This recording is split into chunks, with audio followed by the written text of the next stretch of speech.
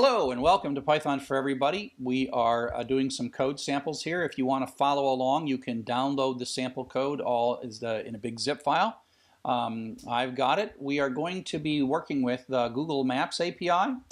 In the old days, this Maps API was free and did 2,500 requests per day, but now they've made it so that parts of it are behind API keys and you start having using OAuth and stuff.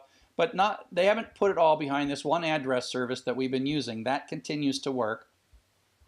And the basically idea of an API is you go read the documentation, you find a URL, and this is going to Google servers, and you pass in the address. And we have to pass in the address using what's called URL encoding. So spaces are pluses, that's a comma, and then that's a space. And so we have to pass this in a certain way, but if we do it right, we hit this, we're going to get ourselves some JSON back, and that's really cool. And so deep inside here we get the real address, a good address, we get a geometry, we have the location, we got the latitude and longitude, and we can extract stuff out of here. And so we're talking, and this one here is still rate limited to 2,500, but it's one of the few parts of the Google Maps API that is not hidden behind an API key. In a later chapter, we'll show you how to actually talk with the API key. In the geodata code, the geoload shows you how to use an API key if you want to jump ahead and take a look at that. But for now, we're just going to take a look at GeoJSON, which is going to retrieve one page and tear it apart. So let's take a look. So we're going to grab the URL stuff and import JSON. So now we're going to use JSON, but we're going to actually pull the data out of the internet. And so I just take that service URL for Google Maps API. I found that somewhere in the documentation. And then I'm going to have a loop that's going to run forever. I'm going to add the location. And then if I hit enter, that's what this is saying, get out of the loop.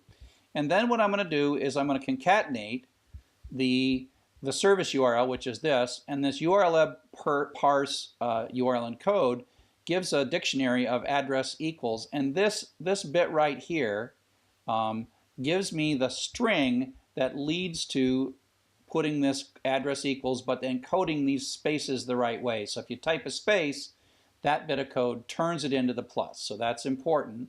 And I've got the question mark sitting here at the end of that. Then what we're going to do is we're just going to do a URL open to get a handle. We're going to read the whole document, and because it's UTF-8 coming from the outside world and we want it turned into Unicode inside our application, we say .decode. We can ask how many characters we got, and we put our JSON load S. Now, up till now, we've been just doing load S's from internal strings, but this is now a string that came from the outside world, and we'll put a try except in, and we'll set JS to be none, and that'll be our little trigger. Now, we can look for, they give us, if we take a look at the output, they give us this OK, and that status can be a problem, and it can complain about things. So we have to check to see if we got a good status. So at this point, if you look at the outer bit of this, the outer bit that we get is a curly brace, so it's a dictionary. Then there is within that dictionary a key results, which is a list.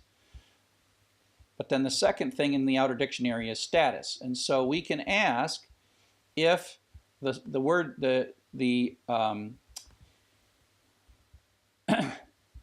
if we got a false, if we got nothing, that we'll quit. If we don't have a status key in that the object or that dictionary, or it's not equal to OK, any number of those things, if this or this or this are all, either of those are true, we're going to quit, failure to retrieve and print the data out. And when you're starting to read stuff off the net, you often have to put debugging in here like this, like, oh, something quit, I got to figure out, and so debugging it. Next thing we're going to do is called JSON dump S, which is the opposite of load S, which takes this array that include dictionary that includes arrays, and we're going to pretty print it with an indent of 4, and then we're going to print that out. And so if you look at my code, we'll see that the first thing we do once we parsed it is we print it back out so we can see it, and then we're going to dig into it. So let's go ahead and run this code. Python geojson.py. One of these days I will always type Python 3, Ann Arbor, Michigan. Okay, so it ran, and so you see that it retrieved this URL. This URL was constructed and retrieved 1736 characters, and it's JSON pretty printed with an indent of 4, and this is that JSON dump s all the way down to here. So that's just JSON dump s, and then it starts extracting. So it's going to pull things out. Now when you write this code, it's really easy to look at this and say, oh great, it's easy. I tend to have to print this stuff out over and over and over as I kind of construct this expression. But if we look at it, the outer dictionary sub-results leads to this array. And if you go look at this array carefully, you find there is only one thing in it. And so that the results is an array. Sub-0 gets us this dictionary. I keep wanting to say object because that's what it's called. And that goes all the way down to here. So that's what we get there. And then within that, we now have an object, and we look for geometry within that object. Where is geometry? Right there. Geometry. Geometry goes from there to there. There's geometry in there. You got to get used to it. That's why it's nice to have this stuff indented. Geometry sub low. Oops, come back. And then we go to location within that. So location within geometry. And then within location we have lat and long. And so this is pulling out this 42 and 83. And then, so we print that out. Take a look. And that prints that out. Pulls that right out of the JSON. These are tricky to write, but after a while you win and you get it right and it's just fine. Okay. And so we do the same thing. Result sub-0 formatted address gets us this. And so that's how we print the location out.